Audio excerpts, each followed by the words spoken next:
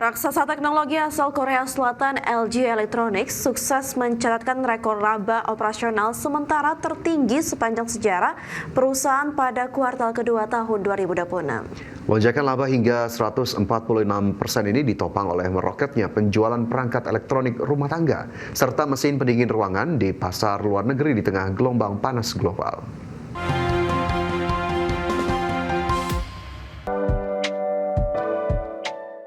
Raksasa teknologi asal Korea Selatan LG Electronics sukses mencatatkan rekor laba operasional sementara tertinggi sepanjang sejarah perusahaan pada kuartal kedua tahun 2026. Laba operasional sementara perusahaan melonjak drastis hingga menyentuh angka 1,58 triliun won atau setara 18,66 triliun rupiah. Pada saat yang sama, raksasa elektronik negeri ginseng ini juga membukukan kenaikan pendapatan sementara sebesar 14,9% menjadi 23,83 triliun won. Pencapaian performa keuangan kuartal April hingga Juni ini secara resmi dinobatkan sebagai torehan tertinggi untuk kuartal kedua sepanjang sejarah berdirinya korporasi. Manajemen LG Electronics melaporkan bahwa rekor laba fantastis ini berhasil diraih berkat performa impresif dari lini bisnis unggulan perusahaan. Lini komoditas peralatan rumah tangga premium serta perangkat televisi digital dilaporkan mengalami peningkatan volume penjualan yang sangat masif di pasar internasional. Selain itu, pertumbuhan penjualan produk pendingin udara atau AC juga melejit tajam di berbagai negara tujuan ekspor akibat fenomena gelombang panas ekstrim. Moncernya kinerja sektor retail pendingin ruangan tersebut dinilai sukses mengkompensasi kekhawatiran pelaku pasar terhadap ketidakpastian geopolitik di kawasan Timur Tengah. Pihak koperasi optimis bahwa diversifikasi pasar global mampu menjaga ketahanan rantai pasok dan margin keuntungan dari volatilitas makroekonomi luar negeri. Adapun rincian data laba bersih berserta detail perolehan pendapatan untuk setiap unit bisnis secara resmi baru akan diumumkan pada akhir bulan ini. Berbagai sumber untuk ID Action.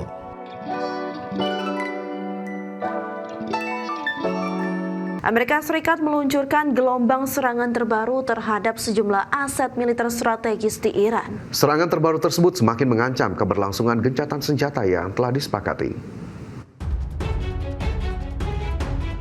Militer Amerika Serikat melancarkan gelombang terbaru serangan terhadap Iran dengan menyasar sistem pertahanan udara, sistem pengawasan pesisir, hingga lokasi peluncuran drone.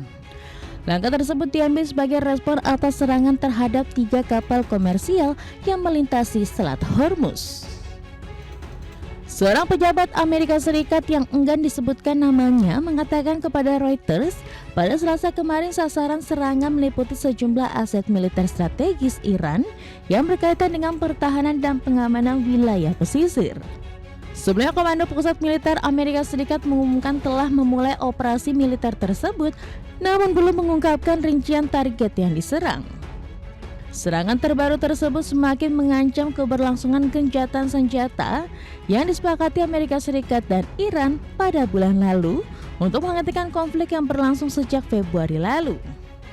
Langkah itu juga mengancam menggagalkan perundingan yang bertujuan mencapai perdamaian permanen dalam waktu 60 hari sejak kesepakatan tersebut. Di sisi lain, Kementerian Luar Negeri Iran mengecam serangan Amerika Serikat tersebut dan menyebut Washington telah melanggar kerangka kesepakatan untuk mengakhiri perang. Karena itu, Kementerian Luar Negeri menyebut Iran akan mengambil setiap langkah yang dianggap perlu untuk melindungi kepentingan dan keamanan nasional. Berbagai sumber, IDX Channel. Presiden Amerika Serikat Donald Trump mengaku kecewa dengan sejumlah negara yang menjadi sekutu NATO terkait konflik antara Amerika Serikat dengan Iran. Trump mengkritik keras sikap sekutu NATO yang dinilai tidak memberikan dukungan terhadap upaya Amerika Serikat dalam konflik di Iran. Keengganan sejumlah negara Eropa mengirim kapal perang guna mendukung upaya Amerika Serikat membuka kembali Selat Hormuz menjadi pemicu kritik Trump tersebut.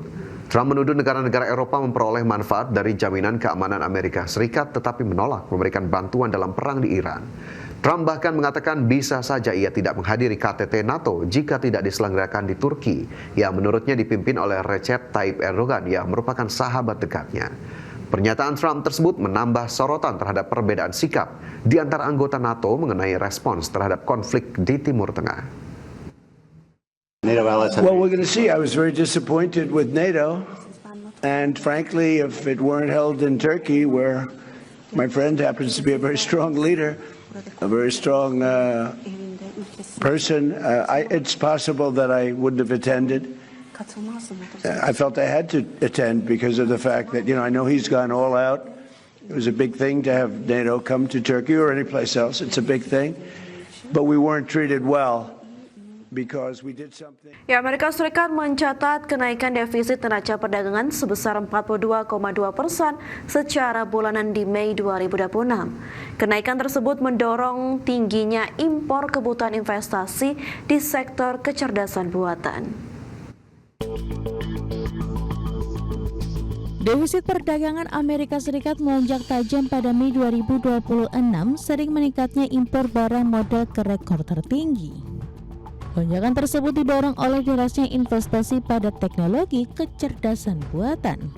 Kondisi tersebut menunjukkan sektor perdagangan masih menjadi penghambat pertumbuhan ekonomi Amerika Serikat pada kuartal 2 2026. Data yang dirilis Biro Analisis Ekonomi dan Biro Sensus Departemen Perdagangan Amerika Serikat pada Selasa lalu menunjukkan defisit perdagangan pada Mei meningkat 42,2% secara bulanan menjadi 77,6 miliar dolar Amerika. Angka tersebut sedikit lebih rendah dibandingkan proyeksi ekonomi dalam jajak pendapat Reuters yang memperkirakan defisit mencapai 78,5 miliar dolar Amerika. Nilai impor Amerika Serikat di Mei 2026 tercatat naik 3,3% menjadi 395,3 miliar dolar Amerika. Dan kenaikan itu terutama didorong oleh impor barang modal yang melonjak ke rekor tertinggi 128 miliar dolar Amerika.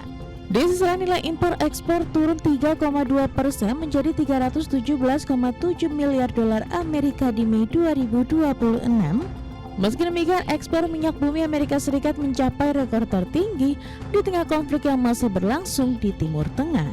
Berbagi sumber, IDX Channel. Pemirsa, kelompok Hamas menyatakan pembubaran badan pemerintahan kelompok tersebut di jalur Gaza. Sebelumnya, Hamas berulang kali menyatakan kesiapannya mundur dari pemerintahan di Gaza. Kelompok Perjuangan Palestina Hamas mengumumkan pembubaran badan yang selama ini hampir 2 dekade mengelola pemerintahan di jalur Gaza. Keputusan yang diumumkan pada hari Senin lalu itu membuka jalan bagi Komite Teknokrat untuk mengambil alih administrasi sipil di wilayah Gaza. Adapun Hamas memimpin pemerintahan Gaza sejak merebut kendali wilayah tersebut dari kelompok Fatah pada 2007 atau setelah memenangi pemilu legislatif setahun sebelumnya.